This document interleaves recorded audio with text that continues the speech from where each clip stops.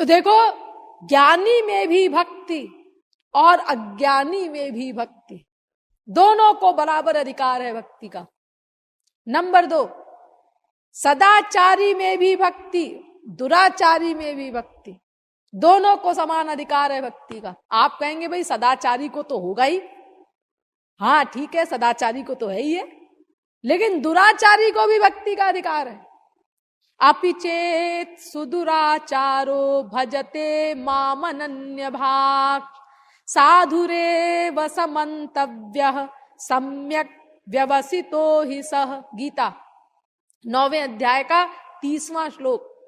भगवान कहते हैं कि अगर देखने में घोर दुराचारी भी मेरी भक्ति करता है अनन्य भाव से, तो फिर उसको साधु महात्मा महापुरुष ही मानना चाहिए। वो भक्ति से उसका दुराचार अपने आप धीरे धीरे समाप्त हो जाएगा। उसकी क्रियाओं को मत देखो, उसकी भक्ति को देखो। तो देखो, दुराचारी को भी अधिकार है भक्ति का, यानी सदाचारी दुराचारी दोनों में कंपटीशन, दोनों एक साथ चल रहे हैं भक्ति के पथ पे, दोनों को समान अधिकार। नंबर 3, आसक्त में भी भक्ति, विरक्त में भी भक्ति, दोनों को समान अधिकार। बाध्यमानोऽपि मद्भक्तो विषयैरजितेन्द्रियः प्रायः प्रगल्भया भक्त्या विषयैर्नाभिभूयते। भागवत। जो संसार के विषयों में आसक्त हैं, ऐसे जीव ये भक्ति करने से भगवान की सांसारिक विषयों से परे हो जाते हैं। यानी आसक्त को भी भगवान की भक्ति करने का अधिकार है, और विरक्त तो भक्ति करता ही है, उसको तो अधिकार है ही है। अब चलिए अगला पॉइंट, मुमुक्षु को भी भक्ति में अधिकार, मुक्त को भी भक्ति में अधिकार, दोनों को बराबर। मुक्ता मुमुक्षवो ह्यन्ये यं भजन्त्यच्युतं विभुं को न सेवेत तं साधुर ब्रह्मविच्चासुरं विना। भागवत। निवृत्त तर्षैरुपगीयमानात् भवौषधात् श्रोत्र मनोभिरामात् क उत्तम श्लोक गुणानुवादात् पुमान् विरज्येत बिना पशुघ्नात्। भागवत 10वें स्कंद के पहले अध्याय का 4था श्लोक। यानी जिनकी तृष्णा सदा के लिए शांत हो चुकी है, ऐसे मुक्त आत्माराम लोग भी श्री कृष्ण की भक्ति करते हैं, और मुमुक्षु भी श्री कृष्ण की भक्ति करते हैं, विषयासक्त जीव भी श्री कृष्ण की भक्ति करते हैं। तो ऐसे श्री कृष्ण की जो भक्ति न करे वो पशु घाती राक्षस के बिना और क्या होगा कोई। जो मनुष्य श्री कृष्ण की भक्ति नहीं करता वो राक्षस है। देखो, मुमुक्षु में भक्ति, मुमुक्षवो घोर रूपान हित्वा भूतपति नथ नारायण पराह शांता भजन्ति ह्यनुसूयव। ये मुमुक्षु में भक्ति का उदाहरण दिया। और मुक्त भी भक्ति करते हैं। अब उसका प्रमाण सुनो। आत्मा रामाश्च मुनयो निर्ग्रंथा अप्युरुक्रमे कुर्वन्त्य हैतुकीं भक्ति मित्थम भूत गुणो हरि। भागवत पहले स्कंद के 7वें अध्याय का 10वां श्लोक। अर्थात आत्मा राम, पूर्ण काम, योगींद्र अमलात्मा, निर्ग्रंथ मायातीत परम हंस भी श्री कृष्ण की भक्ति में अपनी समाधि को लीन कर देते हैं। तो मुक्त और मुमुक्षु दोनों को समान अधिकार भक्ति में। साधक में भी भक्ति, सिद्ध में भी भक्ति। केचित् केवलया भक्त्या वासुदेव परायणाः अघम धुन्वन्ति कार्त्स्येन निहारमिव भास्करः। भागवत 6वें स्कंद के पहले अध्याय का 15वां श्लोक। अर्थात जो साधक श्री कृष्ण की शरणागति करके उनकी भक्ति करते हैं, वो अपने पाप समूहों को उसी प्रकार नष्ट कर देते हैं जैसे कोहरे को सूर्य नष्ट कर देता है। साधक में भी भक्ति और सिद्ध भी भक्ति करता है। साधक सिद्ध विमुक्त उदासी कवि कोविद कृतज्ञ सन्यासी। दोनों को भक्ति करनी है, क्योंकि ताराई ना बीनू से ये मम स्वामी राम नमामि नमामि नमामि। तो कोई भी हो, ये भक्ति सब कर्ताओं में है, वो चाहे ज्ञानी हो चाहे अज्ञानी हो, सदाचारी हो दुराचारी हो, आसक्त हो विरक्त हो, मुक्त हो मुमुक्षु हो, साधक हो सिद्ध हो, भगवत पार्षद हो भगवत परिकर हो, कोई हो, सबको बराबर अधिकार है भक्ति में। वहीं पर ब्रह्मा विष्णु खड़े होंगे, शंकर खड़े होंगे, और वहीं पर अजामिल वाल्मीकि भी खड़े होंगे। दोनों का एक सा अधिकार है। ऐसा नहीं कि हाँ भाई ये ब्रह्मांड के गवर्नर लोग हैं, ब्रह्मा विष्णु शंकर, इनको ऊंची सीट दे दो, कुर्सी उर्सी दे दो। अरे कुर्सी उर्सी नहीं, सब मेरे दास हैं, सब समान है, सबका अधिकार एक सा है। अब ये बात अलग है कि स्वामी की इच्छा है वो किसी से कह दे भाई तुम कुर्सी पे बैठ जाओ, तुम खड़े हो जाओ, ठीक है, जैसी स्वामी की इच्छा, उनकी आज्ञा का पालन करना है। लेकिन ऐसे कोई विशिष्ट अधिकारी भक्ति में नहीं हुआ करता, और अगर होता है तो ध्यान दो, वो प्रेम के लेवल के अनुसार होता है, भक्ति के लेवल के अनुसार होता है। जैसे एक दास्य भाव का महापुरुष है, एक सख्य भाव का महापुरुष है, एक वात्सल्य भाव का महापुरुष है, एक माधुर्य भाव का महापुरुष है, तो माधुर्य भाव वाले को ऊंची सीट मिलेगी। अब माधुर्य भाव में भी एक साधारणी रति का महापुरुष है, एक समंजसा रति का महापुरुष है, एक समर्था रति का महापुरुष है, तो समर्था रति वाले को ऊंची सीट मिलेगी। समर्था रति में भी एक रागानुगा समर्था रति का महापुरुष है, एक रागात्मिका समर्था रति का महापुरुष है, तो रागात्मिका वाले को ऊंची सीट मिलेगी। ये भक्ति के लेवल के अनुसार, प्रेम के स्तर के अनुसार अंतर है, वैसे कोई अंतर नहीं है। वैसे भक्ति में सबका समान अधिकार है।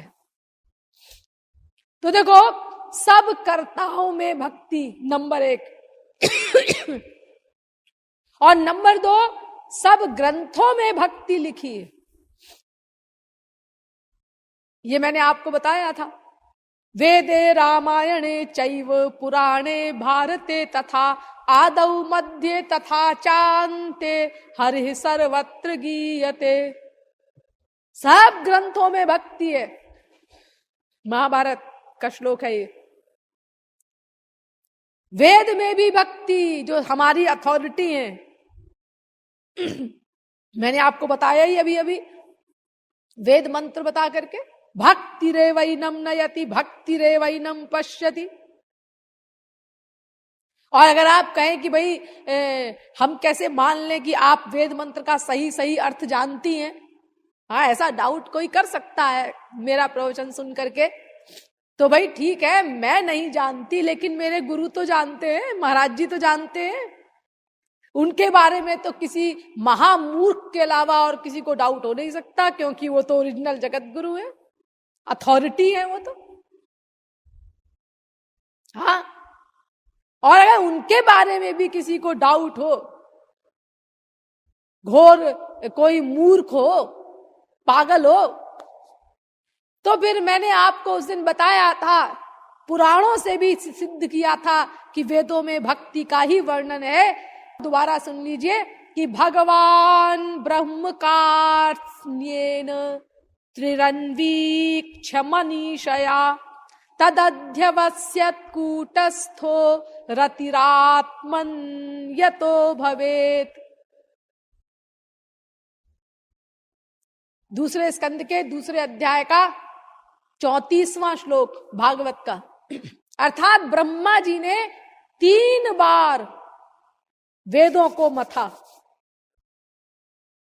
3 बार ब्रह्मा जी ने, उनके बराबर तो कोई काबिल नहीं। और 1 बार नहीं, 2 बार नहीं, 3 बार वेदों को मथा। हाँ, तो क्या बताया उन्होंने? कहा कि देखो 3 बार मथ करके जो सार निकला है वेदों से, वो क्या निकला है? श्री कृष्ण में प्रेम होना चाहिए, भक्ति होनी चाहिए, उनकी भक्ति करो, बस यही सब वेदों का सार है। ये ब्रह्मा जी बता रहे हैं। देखो ये पुराणों से भी हमने सिद्ध कर दिया था। तो वेद में भी भक्ति लिखी है और बाकी सब ग्रंथ तो आप लोग भी पढ़ते हैं। और उस दिन मैंने ढेरों प्रमाण दिए थे भागवत वगैरह से कि सब ग्रंथों में भक्ति का निरूपण है कि भक्ति से ही हमारे लक्ष्य की प्राप्ति होगी। तो सब ग्रंथों में भक्ति।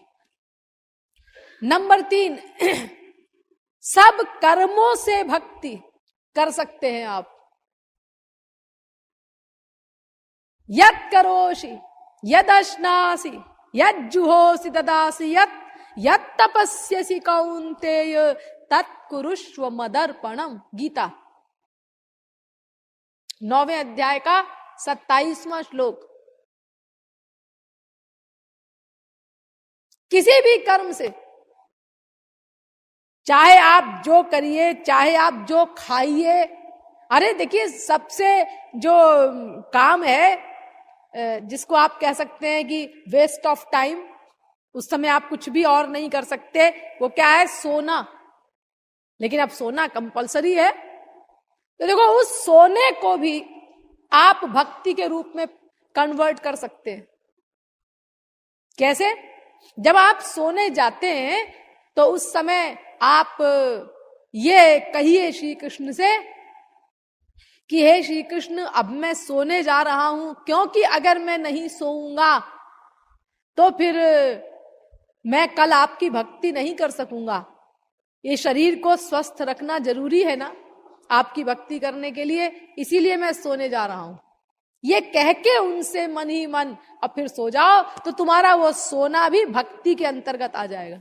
या ऐसा कहो कि हे श्री कृष्ण, आज तो ऐसी कृपा करिए कि स्वप्न में आपका ही विषय हमको दिखाई दे। देखो, ऐसे सोच लो। हर कर्म से आप भक्ति कर सकते हैं। अरे यहां तक कि आप बैठे हैं, हाँ, एक मच्छर ने काट लिया आपको, आपने तुरंत खुजाया यहां पर, उसको कैसे जीव अर्पित करें? अरे उसको भी अर्पित करो भगवान को। ये सोचो श्री कृष्ण सामने खड़े हैं और मैंने यूं करके जब खुजाया तो हंसने लगे, मुस्कुराने लगे। हाँ ठीक है, हंसो हंसो, हमको मच्छर ने काटा तो हम तो खुजाएंगे ही। यानी हर कर्म करते समय उनको अपने साथ महसूस करो, किसी भी बहाने से हर समय उनका स्मरण होता रहे। तो हर कर्म से आप भगवान को अर्पित करके उस कर्म को भक्ति कर सकते हैं। इसी प्रकार समस्त क्रियाओं में भक्ति है।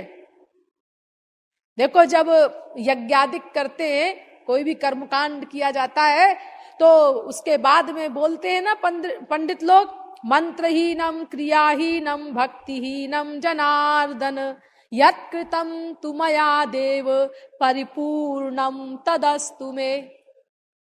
इस कर्म धर्म में जो कमी रह गई हो, हे मैं प्रार्थना करता हूं हे श्री कृष्ण। देखो, ये आया भक्ति योग की चरण में। यानी क्रिया में भक्ति आई। यस्य स्मृत्या च नामोक्त्या तपो यज्ञ क्रियादिषु न्यूनम संपूर्णताम याति सद्यो वंदे तमच्युतम स्मृति। हे श्री कृष्ण, मैंने जो ये यज्ञ आदि किया है इसमें जो कमी रह गई हो वो आप ऐसी कृपा करें कि वो पूर्ण हो जाए, आपकी भक्ति से वो कमी पूर्ण हो जाए आपकी कृपा से। ये देखो भक्ति आई ना। मंत्र तस्तंत्र तच्छिद्रम देश कालार्ह वस्तुतः सर्वम करोति निश्चिद्रम नाम संकीर्तनम तव। जो भी त्रुटि रह जाती है, कमी रह जाती है किसी कर्म धर्म में, वो भगवान के नाम गुण लीला आदि का कीर्तन करने से यानी भक्ति से वो पूर्ण हो जाती है। देखो भक्ति हर क्रिया में। इसी प्रकार सब इंद्रियों से भक्ति कर सकते हैं आप। बिले बतोरुक्रम विक्रमान ये न शृण्वतः कर्णपुटे नरस्य जिह्वा सती दार्दुरिकेव सूत न चोपगायत्युरुगाय गाथाः भारः परं पट्ट किरीट जुष्ट मप्युत्तमांगं ननमेन् मुकुन्दं शावौ करौ नो कुरुतः सपर्यां हरेर्लसत् कांचन कंकणौ वा वर्हायिते ते नयने नराणां लिंगानि विष्णोर्न निरीक्षतो ये पादौ नृणां तौ द्रुमजन्म भाजौ क्षेत्राणि नानुव्रजतो हरेर्यौ जीवन छवो भागवतांघ्रिरेणु न जातु मर्तो भिलभेतयस्तु श्री विष्णुपद्या मनुजस्तुलस्याः श्वसंच्छवो यस्तु न वेद गन्धं तदश्मसारं हृदयं वतेदं यद्गृह्यमाणैर्हरिनामधेयैः न विक्रियेताथ यदा विकारो नेत्रे जलम गात्ररुहेषु हर्षः। भागवत दूसरे स्कंद के तीसरे अध्याय का 20वां श्लोक, 21वां श्लोक, 22वां श्लोक, 23वां श्लोक एवं 24वां श्लोक। प्रत्येक इंद्रिय से भक्ति का अधिकार। ये मत सोचो ये इंद्रिय अच्छी है, ये इंद्रिय बुरी है, अच्छी इंद्रिय से भक्ति करनी चाहिए, बुरी इंद्रिय से कैसे भक्ति करें। अरे बुरी बुरी कुछ नहीं। अरे बुरी अगर कोई है तो उसको तो पहले देना चाहिए भगवान को, तभी तो वो अच्छी होगी, शुद्ध होगी। अरे देखो सबसे बुरी इंद्रिय तो मन है, मन। उससे बुरी इंद्रिय तो कोई नहीं। ये मन के कारण ही तो अनादिकाल से सब गड़बड़ हुई, हो रही है और होगी जब तक हम भगवत शरणागति नहीं करते। तो इस मन को तो सबसे पहले देना चाहिए भगवान को। आप कहें अरे भाई बहुत गंदा मन है कैसे दें, अरे तो फिर वो शुद्ध कैसे होगा। आपकी कार का कोई पार्ट खराब हो गया है तो उसी पार्ट को तो आप देंगे मैकेनिक को, उसी को तो ठीक करेगा मैकेनिक जो पार्ट गड़बड़ है। तो इसीलिए जो इंद्रिय गड़बड़ है, जो इंद्रिय बुरी है, उसको तो सबसे पहले समर्पित करना चाहिए, सबसे पहले उससे भक्ति करो। तो सब इंद्रियों से भक्ति का अधिकार। आगे चलो, सब द्रव्यों से भक्ति।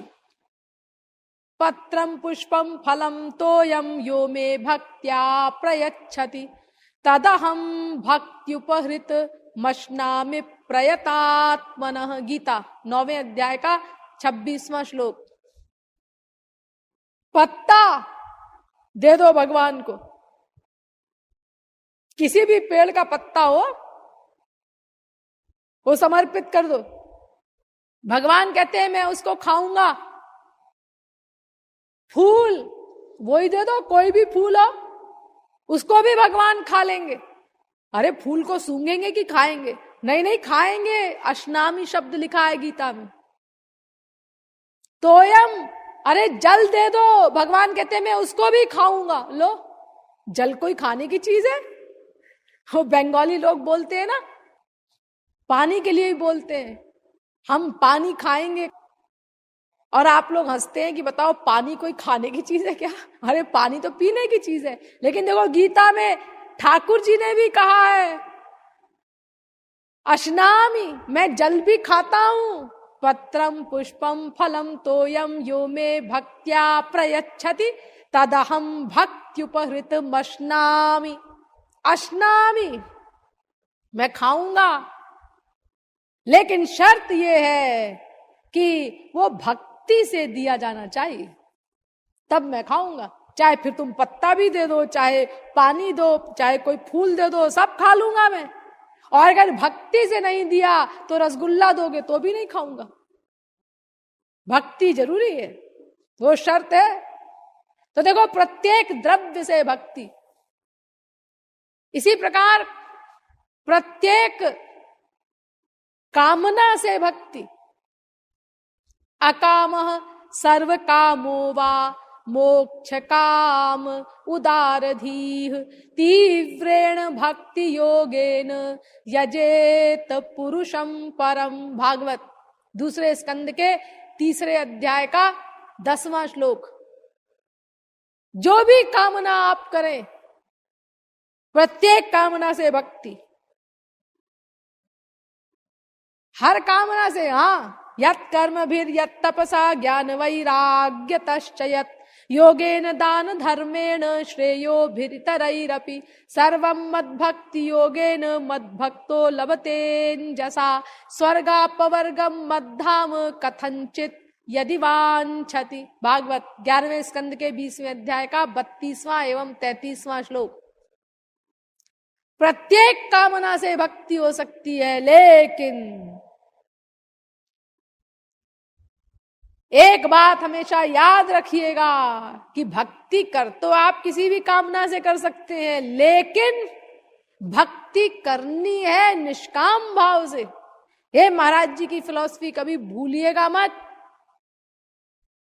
कामना आनी नहीं चाहिए भक्ति में। देना देना देना, इसका नाम प्रेम है। वो भक्ति की असली परिभाषा है। इसका डिटेल में आपको आगे बताऊंगी।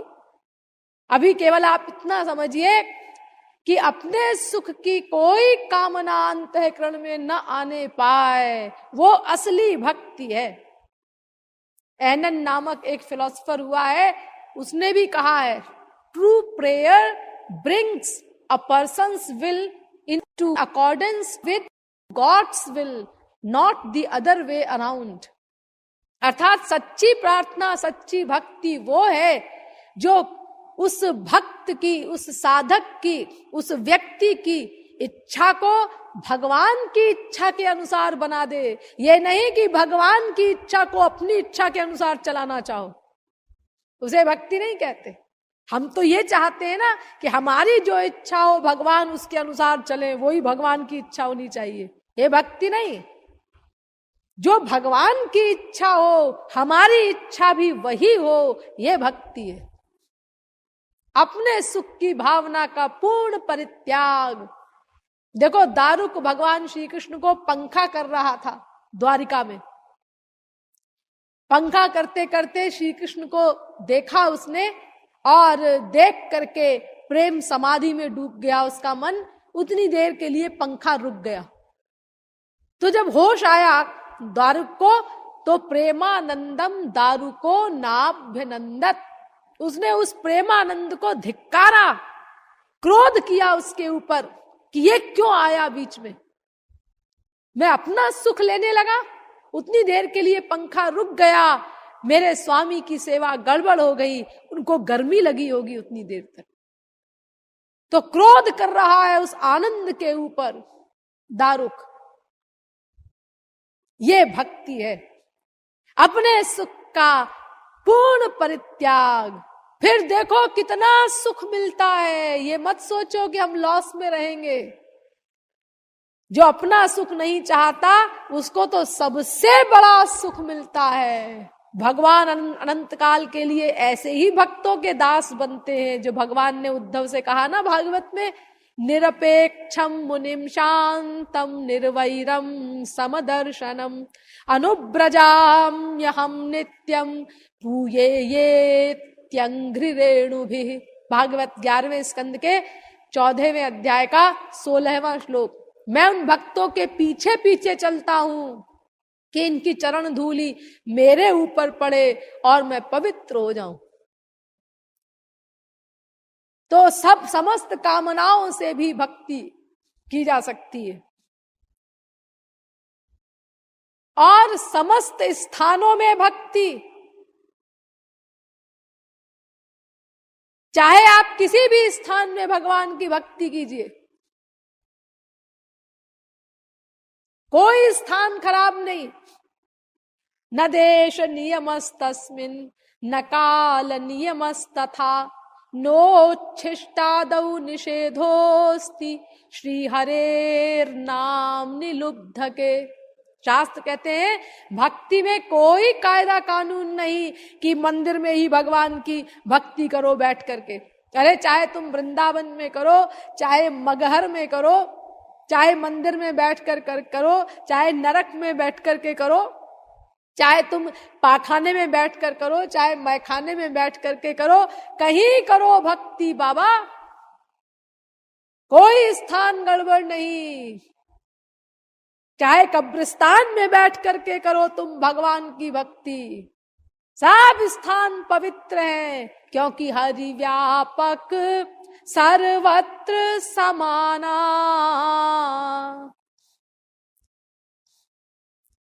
E.M. बाउंस नामक फिलोसफर ने भी कहा है, there is no need to get to a place of prayer, pray wherever you are. भगवान की भक्ति के लिए, उनकी प्रार्थना करने के लिए किसी विशेष स्थान की आवश्यकता नहीं है। तुम जहां हो, जिस हाल में हो, बस वहीं से उसी हाल में भक्ति करो। कोई कायदा कानून नहीं भगवान की भक्ति में, क्योंकि भगवान सर्वव्यापक है। हरि व्यापक सर्वत्र समाना, उसी शरीर से व्याप्त है, सगुण साकार रूप से सर्वत्र व्याप्त है। हाँ, ये विचित्र बात है। हाँ, थोड़ा समझ लीजिए इसको 2 मिनट। देखिए, योगी लोग भी हजारों शरीर धारण कर सकते हैं, बड़े बड़े योगी इंद्र नारद वगैरह। और आपने सुना होगा सौभरी मुनि ने 50 शरीर धारण करके मानधाता की 50 कन्याओं से ब्याह करके भोग किया। और श्री कृष्ण ने नारद जी को 16,108 रूप दिखाए, प्रत्येक महल में अलग अलग, और 16,100 रूप धारण करके 16,100 कन्याओं से एक साथ ब्याह किया भगवान श्री कृष्ण ने। तो क्यों जी, जो काम सौभरी मुनि ने किया वही भगवान श्री कृष्ण ने किया, उसमें विशेषता क्या है? हाँ, विशेषता ये है, अब ध्यान दीजिए, कि कोई भी योगींद्र मुनींद्र, वो उसको रूप बनाना पड़ता है, शरीर बनाना पड़ता है, उसको काय व्यूह देह बोलते हैं। लेकिन भगवान श्री कृष्ण ने वो 16,100 रानियों से ब्याह करने के लिए, या नारद जी को जो अलग अलग महल में अलग अलग रूप दिखाया, तो शरीर बनाया नहीं, वहां था पहले से, वो प्राभव देह कहलाता है, यानी सदा है, वो सर्वत्र है, उनको बनाना नहीं पड़ता, हर जगह भगवान है। इसीलिए आपको पहले भी प्रवचन में बताया गया था कि ये बहुत बड़ी नासमझी है जो हम लोग ये कहते हैं कि भाई वो तिरुपति बाला चलो, वैष्णो देवी चलो, अमुक मंदिर में चलो, बद्रीनाथ वगैरह, वहां पर बड़े भगवान हैं, और हमारे घर के पास जो गली में मंदिर है वहां क्या जाएं जी, वो तो छोटे भगवान है। अरे भगवान के सही बटा कब से होने लगे भाई? भगवान सर्वत्र समान रूप से व्याप्त है, एक सी मात्रा में है, समान रूप से। हाजी, लेकिन इतनी दुनिया जाती है तिरुपति बाला वगैरह, तो क्या उस दुनिया का दिमाग खराब है? एक एक किलोमीटर लंबी लाइन लगती है, आपने कभी देखा भी है? अरे 1 किलोमीटर की नहीं, 10 किलोमीटर लंबी लाइन लगे बाबा। लेकिन मैं ये कहती हूं कि भगवान सर्वत्र समान रूप से है कि नहीं? शास्त्र कह रहे हैं, तुमने नहीं पढ़ा? हरि व्यापक सर्वत्र समाना, सब जगह भगवान है कि नहीं? हाँ जी, ये तो हम भी मानते हैं कि भगवान सब जगह है, सर्वव्यापक है, हमारे भीतर भी बैठा हुआ है। तो जब तुम्हारे भीतर भी बैठा हुआ है, ये तुम मानते हो, तो बाहर क्या करने जा रहे हो फिर? अरे जब भीतर जो भगवान बैठा है वो, उससे लाभ लो, तुम भक्ति करो, उसकी प्रेम करो। प्रेम ते प्रगट हो ही भगवाना, गवाम सर्पि शरीरस्थम न करोत्यंग पोषणम। अरे भाई भक्ति करनी पड़ेगी। गाय के अंदर रहने वाला घी, गाय के अंदर जो दूध है और उस दूध में जो घी है, उससे गाय पुष्ट नहीं होती। जब हम गाय का दूध निकाल करके फिर उसका घी बना करके उसी गाय को पिलाते हैं तो गाय मोटी हो जाती है, ताकतवर हो जाती है। तो ऐसे ही भगवान तुम्हारे भीतर है, उनका तुम्हें कोई लाभ नहीं मिलता। भक्ति के द्वारा उनको प्रकट करो, तब उनका लाभ मिलेगा।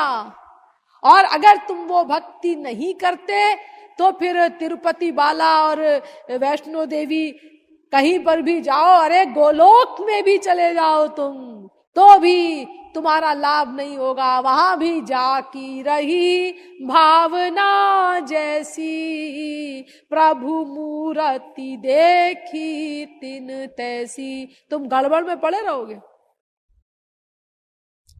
तो सब स्थानों में भक्ति हो सकती है, क्योंकि भगवान हमारे श्याम सुंदर सर्वव्यापक हैं और सगुण साकार रूप से सर्वव्यापक हैं। निर्गुण निराकार रूप से तो सर्वत्र है ही, लेकिन सगुण साकार रूप से भी भगवान सर्वत्र व्याप्त हैं।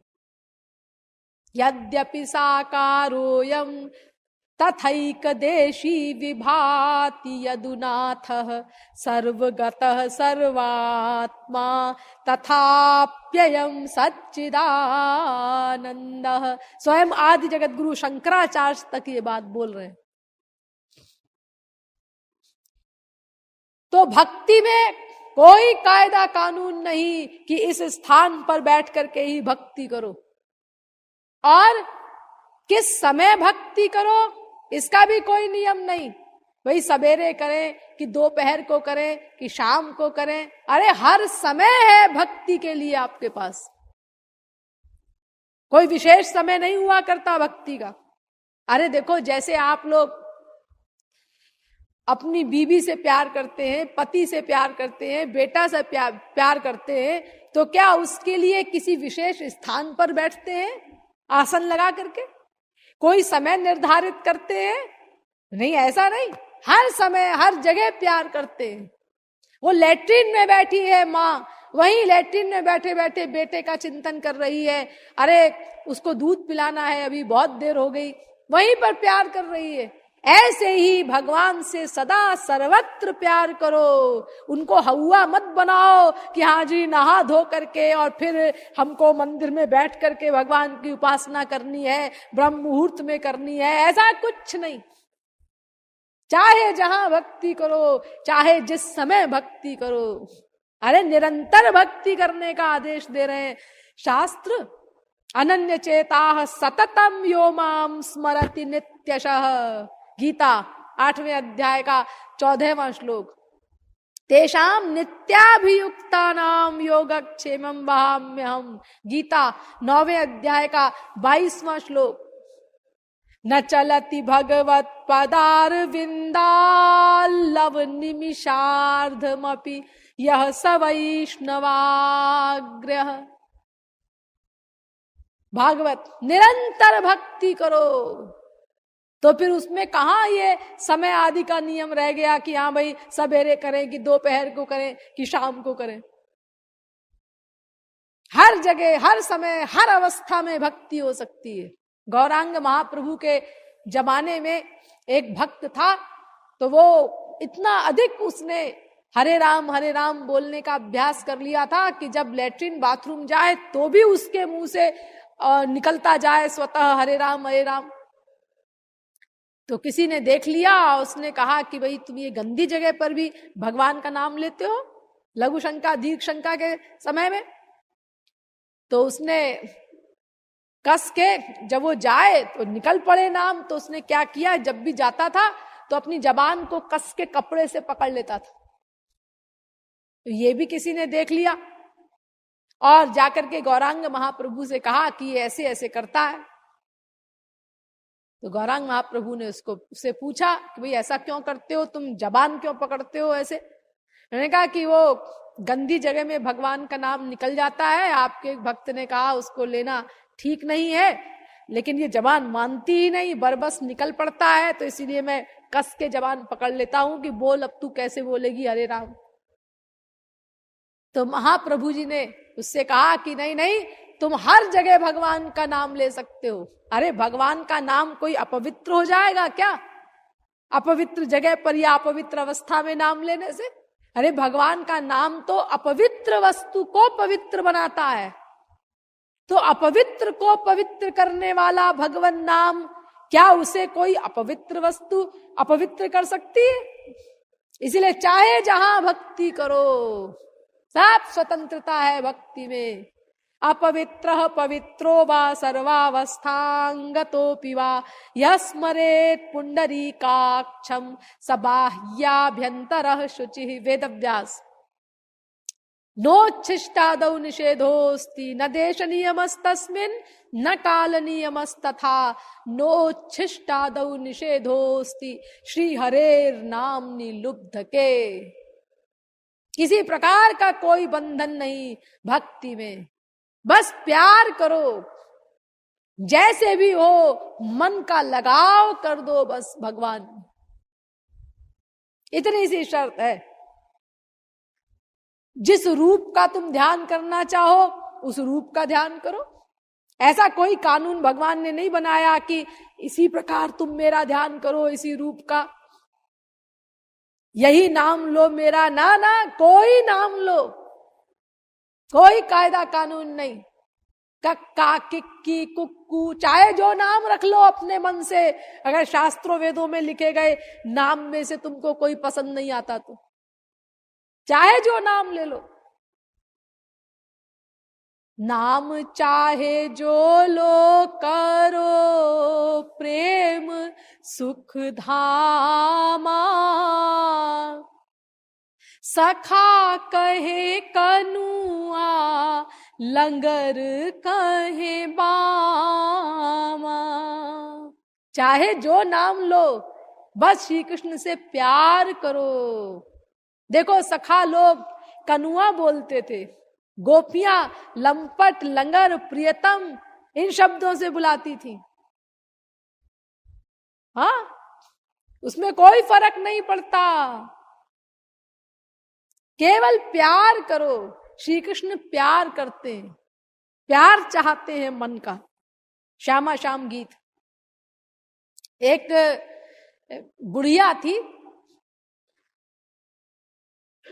तो वो एक दिन एक पंडित जी के पास गई और उनसे कहा कि मेरे बुढ़ापे के दिन आ गए, मरने के दिन नजदीक हैं, पता नहीं कब चली जाऊं मैं संसार से, तो मुझे कुछ भक्ति वक्ति बता दीजिए जिसको करके और मैं संसार सागर से पार हो जाऊं।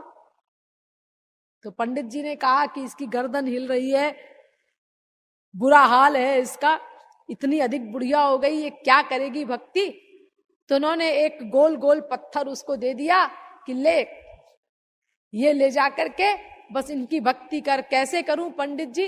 अरे कुछ नहीं, इनको अपना बेटा समझ करके और बस जैसे बेटे से प्यार करती है माँ और बेटे के लिए सब कुछ करती है, ऐसे ही किया कर तू इनके लिए। तो वो अपना ले गई उनको हृदय से लगाकर और उनका नाम रख दिया गोल मटोल भगवान, उस पत्थर का गोल मटोल भगवान। अब हर तरह से सेवा करे उनकी, उनको नहलाए धुलाए और हृदय से लगा के प्यार करे, चूमे चिपटाए और अपने पास सुलाए, हर समय हर तरीके से अपना लाड़ करती थी जैसे एक माँ छोटे से बच्चे का लाड़ करती है। तो ये फैल गई थी गांव में बात कि ऐसे ऐसे इसके गोल मटोल भगवान है, एक पत्थर को अपना बच्चे की तरह प्यार करती है। तो किसी ने, बच्चे थे गांव के, उन्होंने चढ़ाया कि अरे मैया वो तेरा गोल मटोल भगवान कहाँ है, जरा उसको संभाल के रखना, गांव में भेड़िया आया हुआ है, खा जाएगा तेरे गोल मटोल भगवान को। अब लड़कों ने तो परिहास किया था, उस बुढ़िया ने उसको सच मान लिया कि अरे भेड़िया आ गया है, मेरे गोल मटोल भगवान को ले जाएगा, अरे उसके बिना मैं कैसे जिंदा रहूंगी। तो गोल मटोल भगवान को अपना अंदर सुला उला के और वो दरवाजे पर बैठ जाए, पहरा देने के लिए बैठी रही कि पहले भेड़िया मुझे खाए, बाद में मेरे गोल मटोल भगवान तक पहुंचे। अब इसी तरह से पूरा दिन बीत गया, पूरी रात बीत गई, बैठी है बुढ़िया बिना कुछ खाए, बिना कुछ शरीर की आवश्यकता की पूर्ति किए। तो भगवान को तरस आ गया। ये श्री कृष्ण का हृदय बहुत कमजोर है, महाराज जी ने बहुत बार बताया है ना, बहुत कोमल होता है भगवान का हृदय, बहुत जल्दी उनको दया आती, तो उनसे रहा नहीं गया। बहुत लंबे समय से इस प्रकार उस बुढ़िया को बैठे देख करके कि तो मर जाएगी। अब गांव वालों ने समझाया भी उसको कि अरे कोई भेड़िया वेड़िया नहीं है, ऐसे ही तुझसे मजाक किया है, लेकिन उसने नहीं माना कि उनकी बात सच मानूं कि इनकी बात सच मान लूं। मान लो उन लड़कों की बात सच हो, भेड़िया वास्तव में उठा के ले जाए मेरे गोल मटोल को, तो ये कैसे हो सकता है, मेरे जिंदा रहते मेरे कोई गोल मटोल को ले जाए। तो भगवान श्री कृष्ण एक साधारण लड़के का रूप धारण करके आए और मुरली बजाने लगे। तो बुढ़िया ने डांटा उनको, ए छोकरे बंद कर मुरली, मेरा गोल मटोल सो रहा है, उसकी नींद टूट जाएगी। तो ठाकुर जी आए बुढ़िया के पास और उससे कहा, तेरा गोल मटोल मैं ही तो हूं माँ, चल चल जाके शीशे में शक्ल तो देख, तू मेरा गोल मटोल है, तेरे जैसे तो मैं 370 वार दूं अपने गोल मटोल पर, हाँ तू मुकाबला करेगा मेरे गोल मटोल का। भगवान ने कहा अब क्या करें, इसको कैसे समझाएं। तो भगवान ने कहा गोलोक चलेगी। तो बुढ़िया ने कहा कि एक बात बता कि मेरा गोल मटोल भी जाएगा साथ में, तो तेरे गोलोक में भेड़िया तो नहीं होता? अगर वहां भी भेड़िया होता है तो फिर क्या फायदा यहां से वहां जाने में, फिर तो मैं यहीं पर ठीक हूं, अगर वहां भी भेड़िया का डर है तो।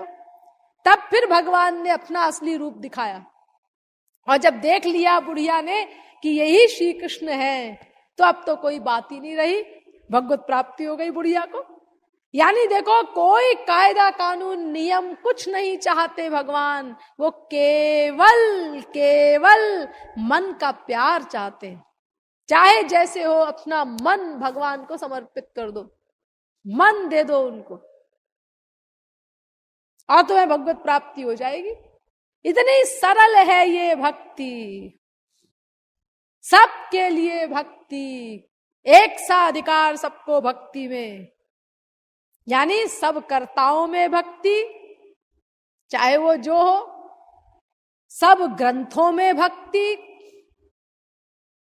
और सब कर्मों से भक्ति, सब क्रियाओं से भक्ति, सब इंद्रियों से भक्ति, सब कामनाओं से भक्ति, सब द्रव्यों से भक्ति, समस्त स्थानों में भक्ति, हर समय भक्ति और हर जगह भक्ति, अनंत कोटि ब्रह्मांडों में रहती है ये भक्ति, और दिव्य परव्योम और गोलोक में भी रहती है। और जैसा कि मैंने अभी आपको बताया था कि वो महाप्रलय में भी रहती है, क्योंकि महाप्रलय में भी भगवत धाम तो रहते ही है, इसलिए भक्ति वहां भी रहती है, भगवत धाम में सदा रहती है भक्ति।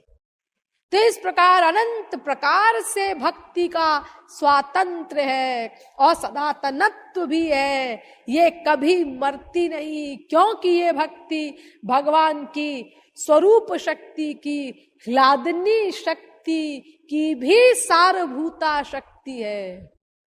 और ये ह्लादनी शक्ति भगवान को वशीभूत करने वाली शक्ति है, इसीलिए ये नित्य शक्ति है, इसीलिए भक्ति सदा रहती है, वो कभी नष्ट नहीं होती, सदातनत्व है भक्ति में। तो सार्वत्रकिता, इस कसौटी पर भी भक्ति खरी उतरती है, सदातनत्व, इस भक्ति पर, इस कसौटी पर भी भक्ति खरी उतरती है, और भक्ति अन्य निरपेक्ष भी है, यानी भक्ति को किसी अन्य साधन की सहायता की आवश्यकता नहीं है लक्ष्य की प्राप्ति कराने में। और कोई साधन क्या हेल्प करेगा भक्ति की? अरे भक्ति की हेल्प सब साधनों को चाहिए। भक्ति मुख निरीक्षक कर्म योग ज्ञान, चैतन्य चरितामृत गौरांग महाप्रभु कहते हैं कर्म मार्ग, योग मार्ग, ज्ञान मार्ग, ये अपना अपना फल प्रदान करने के लिए भी भक्ति का मुंह ताकते हैं कि भक्ति महादेवी तुम कृपा करो तो हम अपना अपना फल दे। लखत राहत नित भक्ति मुख कर्म योग अरु ज्ञान राधे राधे। अति स्वतंत्र है भक्ति पथ वेद पुराण बखान राधे राधे। भक्ति शतक। भक्ति को किसी की सहायता की आवश्यकता नहीं। देखो, दो चीजें प्रमुख होती हैं, एक ज्ञान और एक वैराग्य। लेकिन ज्ञान वैराग्य भक्तिर कभू नहे अंग। चैतन्य चरितामृत गौरांग महाप्रभु कहते हैं भक्ति को ना ज्ञान की आवश्यकता है और ना वैराग्य की आवश्यकता है। न ज्ञानम न च वैराग्यम प्रायः श्रेयो भवेदिह। भागवत। किसी की अपेक्षा नहीं भक्ति को, क्योंकि भक्ति के अंतर्गत है सब कुछ। भक्ति से अपने आप होगा, आपको ज्ञान भी होगा, अपने आप वैराग्य होगा, क्योंकि वासुदेवे भगवती भक्ति योगः प्रयोजितः जनयत्याशु वैराग्यम ज्ञानंच यदहैतुकम्। भागवत पहले स्कंद के दूसरे अध्याय का 7वां श्लोक। भक्ति माँ है, माँ, और ज्ञान और वैराग्य उसके बच्चे हैं। इसीलिए भक्ति से ज्ञान और वैराग्य अपने आप उत्पन्न होंगे। आपको अलग से ज्ञान और वैराग्य के लिए प्रयास करने की आवश्यकता नहीं है। भक्ति परेशानुभवो विरक्तिरन्यत्र चैषत्रिक एक कालः प्रपद्यमानस्य यथाश्नतः स्युस्तुष्टिः पुष्टिः क्षुदपायोनुघासम् इत्यच्युतांग्रिं भजतोऽनुवृत्त्या भक्तिर्विरक्तिर्भगवत् प्रबोधः भवन्ति वै भागवतस्य राजन्स ततः परां शांतिमुपैति साक्षात्। भागवत 11वें स्कंद के दूसरे अध्याय का 42वां एवं 43वां श्लोक। अर्थात आप तो केवल अपने मन को लगाइए बस भगवान में, और आपको कुछ सोचने की जरूरत नहीं। ज्ञान कैसे होगा, वैराग्य कैसे होगा, अरे वो अपने आप होगा। जैसे आप भोजन करते हैं, हाँ बस भोजन कर लीजिए, आपको इतने से मतलब है। उसके बाद आपको और कुछ सोचने की आवश्यकता नहीं है। क्यों जी, ये भोजन पेट में जाता है, हाँ, तो फिर उसके बाद ये पचता है, तो ये कैसे पचता है, कैसे फिर इसका रस बनता है, कैसे फिर इसका रक्त बनता है, फिर कैसे उससे मांस बनता है, फिर कैसे मैदा, फिर कैसे हड्डी बनती है, फिर कैसे मज्जा बनती है, फिर कैसे वीर्य बनता है। अरे ये सब तुमको जानने की ना आवश्यकता है और ना इसके लिए कोई चिंतन करने की आवश्यकता है तुमको। ये अपने आप बनता रहेगा, हाँ, बिना जाने भी बनेगा, और क्या बनता ही है। अरे कितनों को नॉलेज होती है ये साइंस की, जो मैं बता रही हूं कि हम भोजन जो करते हैं उससे रस बनता है, रक्त बनता है, मांस, फिर मैदा, फिर हड्डी, फिर मज्जा, फिर वीर्य, और कैसे कैसे बनता है। अरे मरने तक लोग नहीं जान पाते, बुढ़ापे तक। और फिर छोटा सा बच्चा है, वो क्या जानेगा, तो खाता है बस अपना।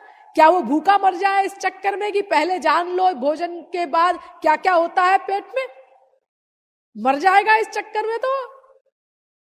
तो ये सब चिंतन करने की, जानने की कोई आवश्यकता नहीं है, वो अपने आप होता रहेगा। आप तो बस भोजन करिय तृप्ति हित लागी, जिमि सो असन पचवे जठरागी। रामायण। आप तो बस तृप्ति के लिए भोजन करिए, वो जठराग्नि आप उसको अपने आप पचाएगी, रस रक्त मांस आदि सब बनता रहेगा, आपको चिंता करने की जरूरत नहीं।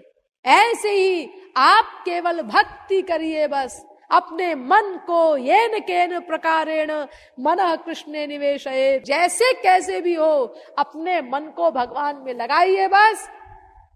अपने आप जितने % आपका मन भगवान में लगेगा, मान लो 10% लग गया आपका मन, तो 10% वो संसार से हट जाएगा अपने आप। अरे भाई एक मन है, 10% उधर लग गया, तो जितने % उधर लगा उतने % यहां से हट गया। ये वैराग्य हुआ देखो अपने आप। और फिर उतने ही % भगवान की कृपा हुई, जितनी शरणागति फिर उतनी भगवान की कृपा। ये यथा माम प्रपद्यन्ते तांस तथैव भजाम्यहम्, गीता 4थे अध्याय का 11वां श्लोक। तो उतने ही % जब भगवान की कृपा हुई, तो फिर उतने ही % भगवान का ज्ञान हुआ हमको। ये वो सब नपा तुला हिसाब हो रहा है। यानी जितने % हमने अपने मन को भगवान में लगाया, उतने % हमारा मन संसार से हटा, उतने % भगवत कृपा से भगवान का ज्ञान हुआ। ये वैराग्य और ज्ञान अपने आप हुआ देखो भक्ति करने से। इसी प्रकार आप भगवान में लगाने का मन को % बढ़ाते जाइए, बढ़ाते जाइए। जब आप मामेकम शरणम ब्रज पर पहुंच जाएंगे, 100% आपका मन लग गया भगवान में, तो फिर पूर्ण वैराग्य हो जाएगा, पूर्ण ज्ञान हो जाएगा, और आपको आपके लक्ष्य की प्राप्ति हो जाएगी। तो भक्ति से ज्ञान और वैराग्य अपने आप होते हैं।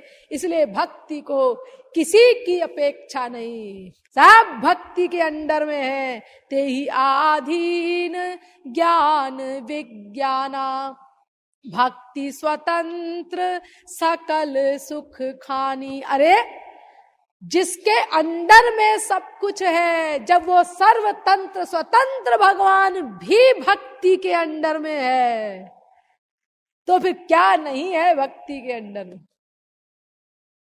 भक्ति को किसी की क्या अपेक्षा है, जब भगवान तक उसके अंडर में है। इसीलिए भक्ति अन्य निरपेक्षता, ये जो शर्त है इसको भी भक्ति ही पूरी करती है। तो ये पांचों शर्तें केवल भक्ति ने पूरी की, यानी भक्ति ही हमारे लक्ष्य तक हमको पहुंचाएगी। अन्वय विधि से भक्ति ही मार्ग सिद्ध हुआ, और व्यतिरेक विधि, भक्ति न करने से अन्य किसी मार्ग से हमारे लक्ष्य की प्राप्ति नहीं हो सकती, और भक्ति को अन्य किसी साधन की अपेक्षा नहीं है, और भक्ति सदा रहती है अनंत काल तक, वो कभी नष्ट नहीं होती, और भक्ति सार्वत्रिकता भी है उसमें, यानी सबके लिए सुलभ है। चाहे जो भक्ति करे, किसी तरह का कोई कानून नहीं। व्याधस्य आचरणम ध्रुवस्य चवयो विद्या गजेन्द्रस्य का कुब्जायाः किमु नाम रूपमधिकं किं तत्सुदाम नो धनम वंशः को विदुरस्य यादव पते रुग्रस्य किं पौरुषं भक्त्या तुष्यति केवलं न च गुणैर भक्ति प्रियो माधवः। क्या मतलब व्याध का क्या आचरण था, ध्रुव की क्या उम्र थी, गज के पास क्या विद्या थी, क्या ज्ञान था, कुब्जा के पास कौन सा रूप था, सुदामा के पास कौन सा धन था, विदुर जी का क्या वंश था, उग्रसेन का क्या बल था। भक्ति ही एकमात्र शर्त है भगवान को रिझाने की। भगवान कोई गुण नहीं देखते, ये मतलब है श्लोक का। इसकी विशेष व्याख्या श्री महाराज जी के द्वारा रचित राधा गोविंद गीत से सुन लीजिए, इसमें बहुत सुंदर व्याख्या है श्लोक की, और इन उदाहरणों के अलावा भी कुछ उदाहरण श्री महाराज जी ने दिए। व्याधाचरण क्या था गोविंद राधे, भक्ति उसे वाल्मीकि सिद्ध बना दे। ध्रुव की आयु क्या थी गोविंद राधे, भक्ति उसको ध्रुव लोक दिला दे। गज का, हाथी का उद्धार किया था ना, गज और ग्राह में लड़ाई हुई थी, तो गज का ज्ञान क्या था गोविंद राधे, भक्ति उसको भी बैकुंठ पहुंचा दे। कुब्जा का रूप क्या था गोविंद राधे, भक्ति उसे कमला सा प्यार दिला दे। देखो, कमला माने महालक्ष्मी, जो प्यार भगवान का महालक्ष्मी को मिला, उसी प्रकार का प्यार कुब्जा को भी मिला। 3 जगह से टेढ़ी कुरूपा कुब्जा, जिसके तरफ कोई संसार का ही साधारण व्यक्ति देखना पसंद नहीं करता था, भक्ति उसे कमला सा प्यार दिला दे। इसी प्रकार सुदामा धन क्या था गोविंद राधे, भक्ति द्वारिका सा ऐश्वर्य दिला दे। और उग्रसेन बल क्या था गोविंद राधे, भक्ति उसे मथुरा का राज्य दिला दे। विदुर का वंश क्या था गोविंद राधे, भक्ति विदुरानी केला छिलका खिला दे, तजी 56 भोग गोविंद राधे, केले के छिलके में स्वाद बता दे। दुर्योधन के 56 भोग छोड़ करके आए और केले का छिलका खा करके कह रहे हैं कि ऐसा स्वाद, ये तो एक बार बस इसके पहले मिला था शबरी के जूठे बेर में। शबरी की जाति क्या थी गोविंद राधे, भक्ति राम को भी बड़े मर्यादा पुरुषोत्तम बनते थे। अजी मर्यादा की स्थापना के लिए हमने अवतार लिया है, हम मर्यादा पुरुषोत्तम हैं। तो ये कौन सी मर्यादा है मर्यादा पुरुषोत्तम जी कि एक क्षत्रिय एक अछूत स्त्री के झूठे बेर खाए? हाँ, कहाँ गई आपकी मर्यादा? अजी वो सब गड़बड़ हो गया, वो कुछ याद ही नहीं रहा हमको कि हम कौन हैं और कैसे मर्यादा पुरुषोत्तम हैं। बस वो भक्ति जो थी शबरी के अंदर, उसमें जैसे शबरी भूल गई कि ये कौन है और मैं क्या दे रही हूं, ऐसे ही मैं भी भूल गया कि मैं झूठे बेर खा रहा हूं। एक अछूत स्त्री के ये कौन सी मर्यादा है? हाँ, क्योंकि जितना प्यार जीव का उतना मेरा भी कानून है मेरा। जैसे जीव अपने को भूल जाता है तो मैं भी भूल जाता हूं। तो शबरी की जाति क्या थी गोविंद राधे, भक्ति राम को भी जूठे बेर खिला दे। पांडवों की करनी क्या थी गोविंद राधे, भक्ति उन्हें कृष्ण प्राण प्यारा बना दे। विभीषण शक्ति क्या थी गोविंद राधे, भक्ति उसे लंका का राजा बना दे। तो भक्ति में किसी योग्यता की आवश्यकता नहीं पड़ती। E.M. बाउंस ने भी कहा है कि natural ability and educational advantages do not figure as factors in this matter of prayer. अर्थात भगवान की भक्ति करने में, प्रार्थना करने में ये शैक्षिक योग्यताएं अथवा अन्य प्रकार के गुण, इनका कोई महत्व नहीं।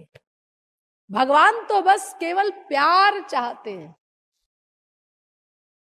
वो प्यार होना चाहिए। वो प्यार अगर है तो फिर आप चाहे जो नाम लीजिए, चाहे जो गुण, किसी गुण का गान करिए, चाहे जिस गुण का गान करिए, चाहे जिस लीला का गान करिए, चाहे जिस नाम से भगवान को पुकारिए, चाहे जिस स्थिति में रहकर भगवान की भक्ति करिए, चाहे जिस स्थान पर करिए, किसी प्रकार की कोई योग्यता नहीं आवश्यक भगवान को रिझाने के लिए। केवल प्रेम चाहते हैं भगवान, और हम लोग उसी प्रेम से रहित होकर के भक्ति करते हैं, इसीलिए हमको लाभ नहीं मिल पाता। शेक्सपियर ने बड़ा सुंदर कहा है, my words fly up, my thoughts remain below, words without thoughts never to heaven go. अर्थात मेरे शब्द तो ऊपर उड़ते हैं आकाश में, यानी बड़े बड़े लच्छेदार शब्दों से हम भगवान की स्तुति करते हैं, प्रार्थना करते हैं, लेकिन हमारा हृदय, हमारे वो आंतरिक विचार नीचे ही रहते हैं, उनका समावेश नहीं होता भक्ति में। और जब तक हृदय का समावेश न हो तब तक वो शब्द चाहे कितने ही हाई फाई हो, भगवान की स्तुति के हो, या आप वेद मंत्रों से स्तुति करें, कुछ भी करें, लेकिन ऐसे शब्द भगवान तक नहीं पहुंचते। God wants the heart, the Talmud. उसको हृदय चाहिए आपका, हृदय का समर्पण करिए। और हृदय का समर्पण का मतलब ये नहीं कि हाँ, कुछ लोग कहते हैं जी हम तो नाम स्मरण करते हैं, यानी मन ही मन स्मरण कर लेते हैं, मन ही मन बोल लेते हैं राम राम राम राम राम राम राम राम, भीतर बोल रहे हैं। ये मतलब नहीं होता नाम स्मरण का। अरे नामी को बैठा करके उस नाम में तब भक्ति करिए। Pray, do not pray by heart but with the heart. हृदय के द्वारा नहीं, हृदय के साथ भगवान की भक्ति करो, तब काम चलेगा, एक फिलोसोफर ने कहा। तो इस प्रकार अब आप लोग समझ गए कि भक्ति का अनंत रूप से स्वातंत्र्य है, और वो जो 5 कसौटियां हैं उनको भक्ति ही पूरा करती है। इसीलिए भक्ति ही वास्तविक अभिधेय है, एकमात्र अभिधेय है। भक्ति के बिना अन्य किसी उपाय से हमारा काम नहीं चलेगा। इसीलिए भक्ति ही करनी है हमको। स्वार्थ साचु जीव कहूं एहा, मन क्रम वचन राम पद नेहा। यही हमारा स्वार्थ है, यही मानव देह पाने का लक्ष्य है हमारा। देह धरे कर यह फल भाई, भजिय राम सब काम विहाई। माँ खलक तल इन सब जिन्न इल्लाले आवदून, कुरान शरीफ में भी लिखा है। यानी खुदा की इबादत के लिए ही, खुदा की भक्ति के लिए ही खुदा ने इंसान को पैदा किया है। इसीलिए भक्ति करो, लेकिन ध्यान दीजिए, यद्यपि भक्ति ही एकमात्र लक्ष्य है, भक्ति से ही काम बनेगा, लेकिन ये भक्ति की नहीं जाती है, की नहीं जाती तो फिर अपने आप हो जाती होगी जी, ये तो बड़ा अच्छा है, करनी नहीं पड़ेगी, अपने आप हो जाएगी। नहीं, अपने आप भी नहीं होती। ये क्या पहेली है जी? हाँ, ये पहेली है। इस पहेली को हल किया जाएगा बहुत अच्छी तरह से आप लोगों के सामने, लेकिन आज नहीं, कल। बोलिए वृंदावन बिहारी लाल की, श्रीमद् सद्गुरु सरकार की।